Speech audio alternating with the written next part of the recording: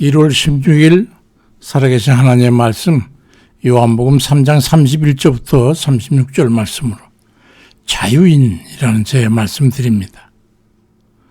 모두 다 평안들 하시죠? 다들 편안하십니까? 정말?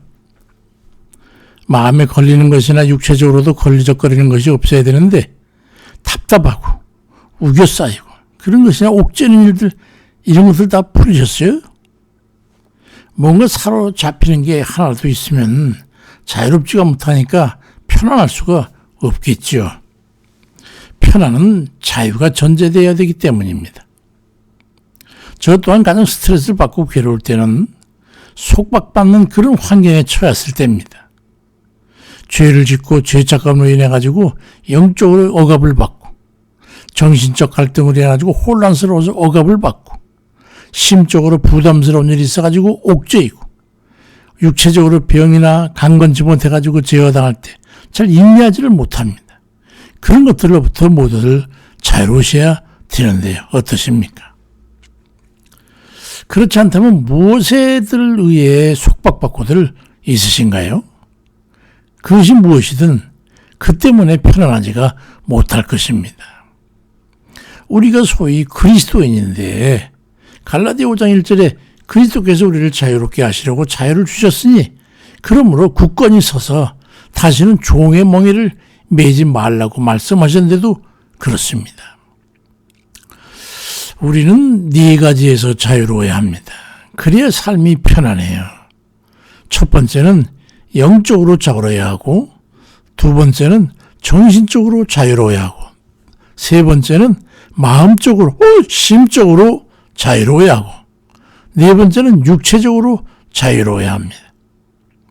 이 중에 어느 하나라도 억제가 되면은 편안하지 않고 행복하지가 않아요. 이 세상에서 가장 행복한 사람은 이 네 가지에서 자유로운 사람입니다. 이 세상에 그런 사람은 거의 존재하지 않겠죠, 말이죠. 심지어 이 세상에 계실 때에 주님께서마저도 자유롭지 않으셨어요. 그러니까 가급적이면 부자유스러운 것들을 줄여가면서 사는 게 최선이겠지요. 사도 바울도 사도행전 20장 20절을 보니까 보라, 이제 나는 심령의 매임을 받아 예루살렘으로 가는데 거기서 무슨 일을 만나는지 알지 못하느라. 이게 영적으로 심적으로 그런 자유롭지 못함을 호소하고 예루살렘으로 떠납니다. 여러 성도님들께서는 어느 것에 속박을 받아서 자유롭지 못하십니까? 그러니까 가급적이면 조금이라도 더 많은 영역에서 자유롭게 살 수 있어야 합니다. 감옥이 왜 감옥인지 아세요? 감옥이 호텔처럼 아무리 호화로워도 자유가 없기 때문에 거기가 감옥인 거예요. 그럼 어찌해야 살 만큼이라도 자유로울 수 있을까요? 협의적이라야 그리 될 수 있습니다. 협의적이라니요? 사회인들이 직장생활하면서 겪게 되는 가장 큰 스트레스가 무엇입니까? 바로 규제와 속박을 받는 겁니다. 시스템에 의해서나 또는 지휘체계나 대가성 어떤 봉급 때문에 속박받기 때문에 육체적, 정신적, 심적으로 통제돼서 자유를 속박받게 되니까 자유롭지 못한 거예요. 그게 노조의 역할 같은 것이 바로 협의의 역할입니다. 가급적 속박을 제어하자는 거죠. 기업주로부터 또는 금전적 통제로부터 노동시간의 속박으로부터 좀 벗어나자는 그런 궁여지책인 셈이에요. 그게 협의해가지고 조절해서 속박을 줄이자는 거거든요. 우리 그리스도들은 무엇이 굴레가 돼서 자유롭지 못한 것일까요? 깊이 곰곰이 생각해 보세요. 가장 근본적인 것은 죄입니다. 죄책에 대한 두려움 때문에 죄의식이 작용할 때 그것이 무서운 굴레가 돼가지고 영혼을 억압하게 되는 거예요. 시편 90편 8절에 주님께서 우리 죄를 주님 앞에 들추어 내놓으시니 우리의 숨은 죄가 다 주님 앞에 환히 드러납니다. 이렇게 말씀하고 있는 상황이니 근본적으로 자유로울 수가 있겠어요? 근데 베드로전 3장 18절에는 그리스도께서 단번에 죄를 위하여 죽으사 의인으로서 불의한 죄를 대신하셨으니 이는 우리를 하나님 앞으로 인도하려 하심이라고 말씀하고 있고 요한복음 8장 36절에는 그러므로 아들이 너희를 자유케 하면 너희가 참으로 자유리라고 말씀합니다. 죄에서 자유롭지 못한 우리를 회개를 전제로 해서 주님께 협의해야 합니다. 주님, 잘못했어요. 용서해. 다시는 안 그러고 잘 할 겁니다. 이제 주님 받아주세요. 그러고 나서 협의를 요청하는 거예요. 용서해 주시고 붙잡아 주세요. 도와주세요. 그리 함으로써 죄값을 주께서 대신 져주심으로 우리로 죄에서 자유하게 하셨으니까 이 얼마나 감사한 일이에요. 그러니까 예수 그리스도를 믿음으로 죄에서 자유로워질 수가 있기 때문이죠. 주께서 믿음을 조건으로 해야지 우리가 수용하는 것에 협의해야 한 거죠. 주님 이제 잘 할게요. 그럼 주님께서 놓아주시고 또 도와주시고 힘을 주시고 능력을 주시는 거예요. 이게 협의적인 거예요. 나머지 정신적인 것과 심적인 것과 육체적인 것 이거는 한 덩어리예요. 영적인 것 빼놓으면. 우리는 영육이라고 그러잖아요. 영육. 영혼과 육체적인 문제. 육체적인 정신적 심적 육체 이게 다 육체적인 문제예요. 이 덩어리의 문제는요. 우리의 믿음과 행함으로 주님께 맡겨드리면 우리의 믿음과 그 행함에 의해서 주 성령께서 역사하심으로 그만큼까지 우리가 맡겨드리고 믿고 행하는 그만큼 스트레스를 낮출 수 있게 됩니다. 그건 자연스럽게 그렇게 되는 거예요. 우리 믿음의 정도와 노력을 통해서 확장성을 갖게 되기 때문에 우리의 자유를 속박하는 정신적이나 심적이나 육체적 그런 속박을 풀어내게 됨으로 해서 해결할 수 있다는 말씀입니다. 바로 기도로 주님의 도우심을 요청하는 거죠. 우리 자신을 쳐서 복종시키는 절제, 인내, 주 말씀대로 사다리는 삶, 그런 능력을 통해서 억제되는 거예요. 시편 68편 19절에도 날마다 우리 짐을 지시는 주, 곧 우리의 구원이신 하나님을 찬송할지로다. 세번역 성경에 이렇게 되어 있어요. 날마다 우리의 주님을 찬송해라. 하나님께서 우리 짐을 대신 짊어지신다. 하나님은 우린 구원이시다. 좀 신나는 것 같지 않아요? 그러니까 결론적으로 말씀드린다면 우리가 하나님의 능력을 힘입어야만이 세속적인 모든 억압으로부터 자유로울 수 있게 된다는 말씀이죠. 우리의 역할이 그래서 적극 권장되고 있는 거예요. 우리가 스스로가 자유를 억제당하거나 다른 이의 자유를 속박해서는 안 된다는 말씀이에요. 그건 죄예요. 특히 그리스도인들은 다른 일을 속박하는 일을 가급적이면 행하지 않아야 합니다. 며칠 전에 어느 나이 많은 탤런트가 70이 넘었는데 결혼을 해가지고 부인하고 헤어졌대.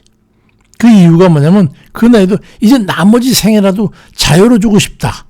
그래서 그렇게 헤어졌다는 거예요. 그 말을 하면서 저는 고개가 끄덕여지더라고요. 가장 가까운 부부 간에, 또 가장 가까운 친구 간에, 가장 가까운 부모와 자식 간에, 가장 가까운 이웃 간에, 가장 가까워야 하는 성도와 성직 간에 상호 속박하지 않아야 합니다.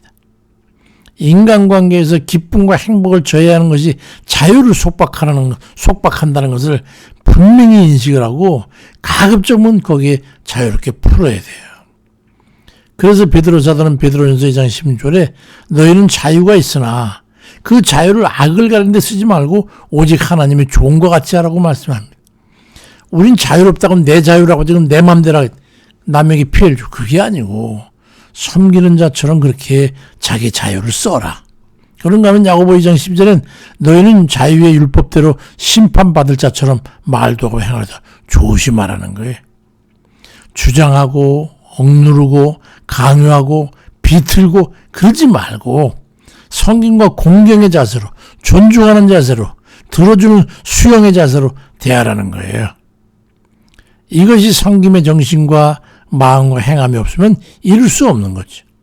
어떤 경우에도 다른 이에게 내 맘대로 내 뜻대로 피해를 줘서는 안 된다는 거예요. 강요하지 마세요. 야고보 1장 25절에도 자유롭게 하는 온전한 율법을 들여다보고 있는 자는 듣고 잊어버리는 자가 아니고 실천하는 자니 이 사람은 그 행하는 일에 복을 받으리라고 말씀합니다. 다른 사람을 자유롭게 하는 거에 수고해야 돼요. 우리가 사랑이라는 미명 아래 얼마나 많은 부분에서 다른 이의 자유를 속박하는지, 당신을 위해서라는 그 미명 아래 얼마나 많은 언어와 행동으로 그 사람의 자유를 속박하는지, 특히 가정에서 조심하세요. 우리나라 기독교 초기 역사에서 보편적으로 그리스도인의 가정이 호평받았던 이유가 무엇인지 아십니까? 바로 자유로운 화평 있는 가정, 그 가정을 세상 사람들이 보면서 그들에게 빛이 돼서 그리스도인이라는 좋은 이미지를 형성했던 겁니다.